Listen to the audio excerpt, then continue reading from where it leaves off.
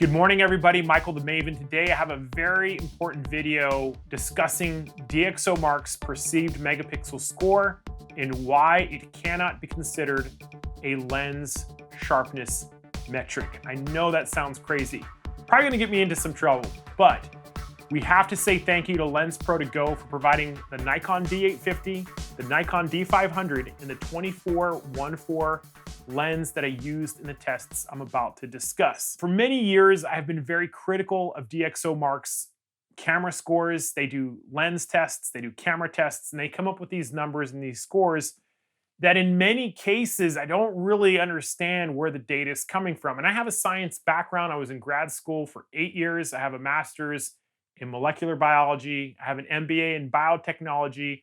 And I was in a PhD program for 5 years. I was as close as you could get without actually getting the PhD, and it was in developmental genetics.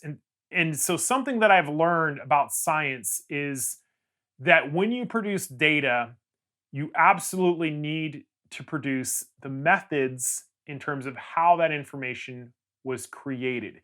If you don't have that information, you can't publish in a journal.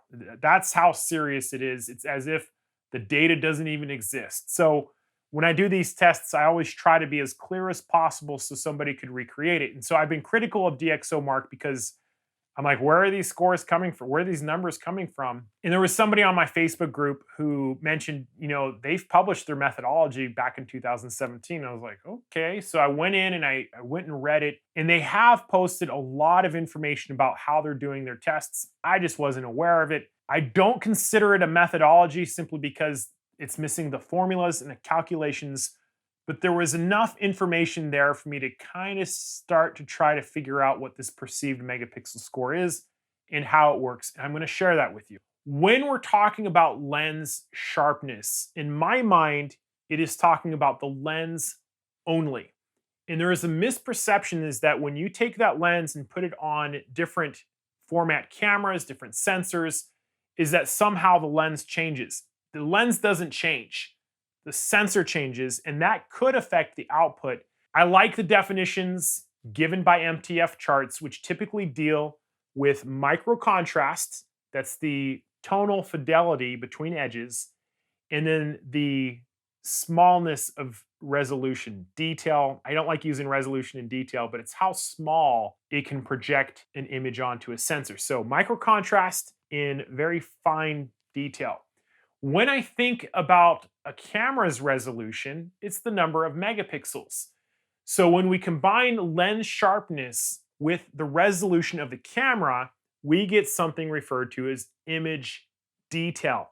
It's a combination of both of those things together. Let me give you an example where this breaks down. What we've been seeing on the 90D is that sometimes lenses aren't sharp enough. Users will come in and say, well, hey, I'm seeing a lot sharper images on my 70D or my 80D. I'm going to go back to that. And what they're misunderstanding is that if they had a lens that could resolve the sensor, they would always be getting far more image detail, which they refer to as sharpness, image sharpness in the image. So those are three different things: lens sharpness, resolution, and image detail together.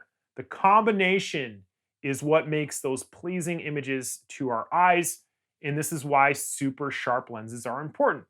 I was doing some lens tests on some different questions I had, and I wanted to compare a full frame camera, a D850, with a crop camera that had a similar sensor construction, the D500, and they both have pixel pitches of about 4.3 to 4.2. So the distance between the photo sites is very similar, even though one's a full frame and one's a crop. And I decided to do some image detail tests using a prime lens because the focal length wouldn't change. I could compare the crop area on the full frame to the crop area on the D500, and we could also look to see how the image breaks down as we go out further. This is the test that I set up, and what I did was I framed up the D850 in crop mode on the center target, flipped it over to full frame mode, and then I adjusted the second target for the bottom right-hand corner because that would allow us to compare these bottom circles. Then I shot it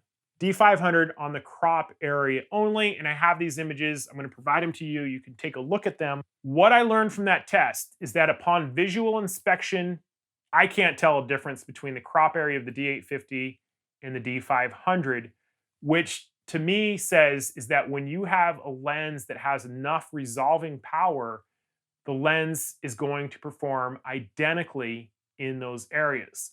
So why is this a big deal? Well, when you go into DxOMark's perceived megapixel scores, they don't have a D850 listed there, unfortunately, but they do have the D810, which is a 36 megapixel full frame camera. It has a pixel pitch of about 4.8 micrometers, and it gives a perceived megapixel score of 23. That doesn't seem like a big deal, right? When we look at the perceived megapixel score for the D500, it has a score of 13. 23 versus 13. And in the test that I just did, the crop areas look exactly the same. So I decided to go in and crunch some numbers, and it turns out, from what I can tell, without having more information about the formula, what DxOMark is doing is when they're doing these lens tests is they're going through different focal lengths, they're going through different f-stops, and they're calculating a range of sharpness scores for the lens that defines a penalty percentage that they apply to the full resolution of the camera. So they're applying a penalty on the total resolution. Basically, what they're saying is that if you start off with more megapixels, you are going to have a higher perceived megapixel score, even though the cropped areas of the images are exactly the same. And it lists the metric as sharpness. I think what DxOMark is trying to do is admirable. They're trying to simplify the combination of lens with resolution into a simple metric, and that's great. Unfortunately, it's a little misleading. The average viewer is going to go there and they're going to see these perceived megapixel scores, and they're going to come to the conclusion that somehow when you put a full frame lens on a cropped body, it's just not going to be as sharp. That's not what it's saying, but that's what it's leading people to believe. It's not a lens sharpness metric. It is an image detail metric, which is talking about the combination of the two. And even then, I feel it's not a good one, because the best part of the image is in the center, and they're giving all this extra score for this extra stuff around it. Now, we could get into the semantics. We could talk about changing the variables and framing the full frame to match. That's a whole different can of worms. But the take-home message I want for you, the common viewer, the beginning photographer who's using their website to get information, that is not a lens sharpness metric. They are attempting to give an overall score with the resolution combined with the lens sharpness. And in the tests that I've done, those lenses are performing just fine on cropped bodies.